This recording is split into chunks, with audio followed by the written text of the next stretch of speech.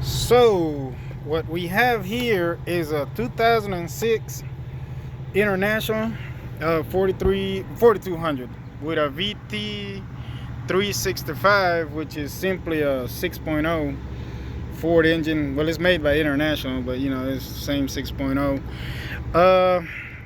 So it has low ICP pressure, and we did the routines.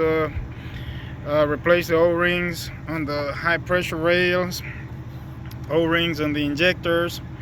That didn't help. Has a new IPR valve, and of course, just the normal stuff you would do when you have this issue. But we had to go a little deeper on this one. Once we did the work, we realized the cranking pressure was still not where it needed to be. And what that did, we had to, use some starting fluid to help raise the RPMs in the engine so that the pressure would climb to the necessary 500 psi, so that the computer would activate the injectors. Well, long story short, it turns out that this strainer right here that goes under the oil cooler failed, and it let a lot of debris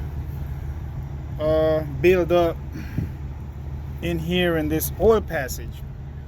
So what that oil passage does, after the oil makes it past the oil filter and the oil cooler, it feeds through that oil passage directly to the high pressure pump. And with that oil passage being clogged up, which I've already cleaned it pretty much. I mean, obviously I got some more cleaning to do, but anyway, with that oil passage clogged up, the high pressure pump just didn't have enough oil supply to provide the necessary pressure to the rails, to the hydraulic rails.